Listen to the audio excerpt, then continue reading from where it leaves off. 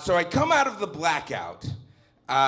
It's just, I don't remember anything that has happened. I am a sophomore in college. I know that. I know that my name is Isaac. And I know that I am naked as hell. But I'm in really fresh sheets. Like, I'm in some, like, really good sheets. But I'm on a floor. So it's like a bonus. It's like, yeah, good sheets, but not in the bed. And I look around and I'm in an empty room. I'm in this wonderful college dorm room. Looks like a sophomore college dorm room that I've never been in before. I get up, kind of wrap the sheet around me, look out the window. I know that I'm on campus still, but it's definitely a building I've never been in before. And I noticed that my clothes are just folded up really nicely in the corner. But nobody else is in the room. But I'm like, all right, put on my pants. And I just look at the wall. And maybe for the younger kids, you might not remember this, but back in the day, we used to print out our photos, and we used to just plaster them on the wall. That's like how we could say to other human beings, we have friends. I'm normal. Other people hang out with me. You should hang out with me too. So on this wall was just this girl that I knew. Her name was Kendra. And freshman year, we'd been together in a dorm, and spring break had happened, and I had to stay to work, and she had to stay because she was in varsity water polo.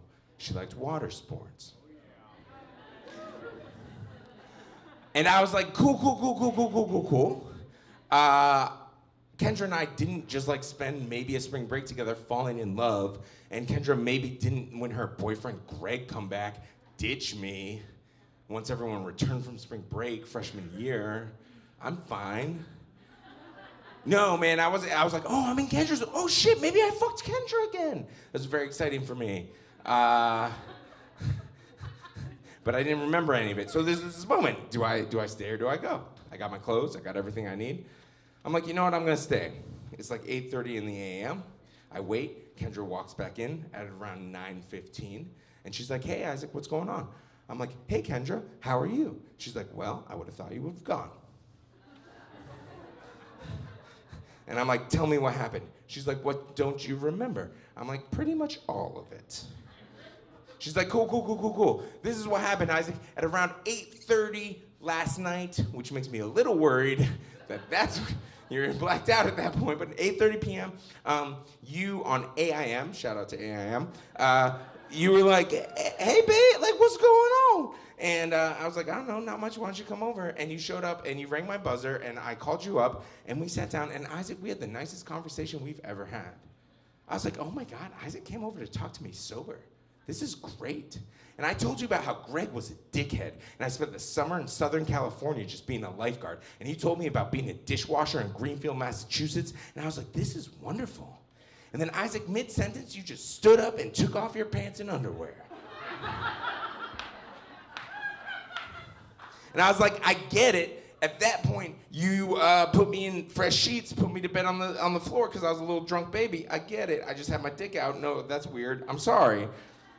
She was like, no, Isaac, I then had sex with you. And you could tell, like, even Kendra, as a young woman, was like, I don't know that. I regret that decision. I was like, oh, we had sex? She's like, yeah, I had sex. I was like, yeah, it's in my head. I was excited about it. Sorry. She was like, yeah, we had sex. That makes more sense. And she was just like, I was like, cool, so why the floor? She's like, well, Isaac, at about 4 a.m., I woke up, and your butt was just in my face. You were just standing by the bed with your butt in my face. And I said, Isaac. And Isaac, you turned around, your dick was in your hand.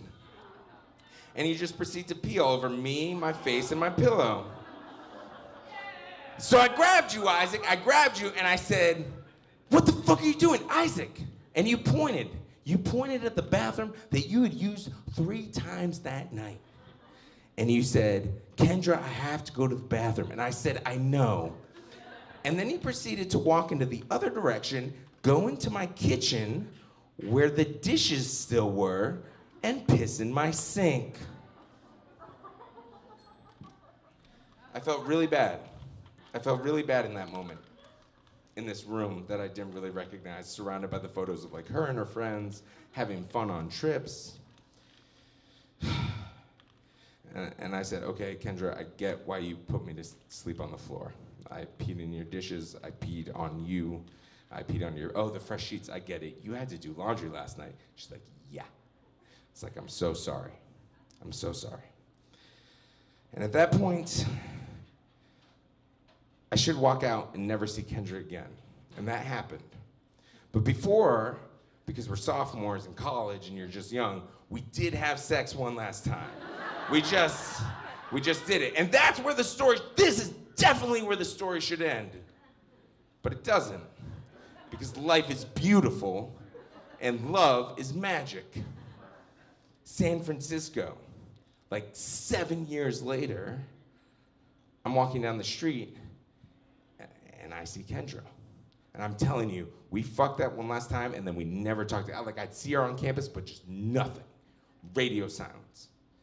And I see her on the street and I was kind of like, hey, Kendra. And she was like, oh God. Hey. And I was like, do you want to get a beer? And she's like, yeah, maybe I want to get a beer. And I was like, I'm so sorry about what happened last time with the peen and everything. And again, don't forget, water polo. She said, well, you don't know what I'm into nowadays. And we went and got a beer. And that's the story of Kendra, water sports.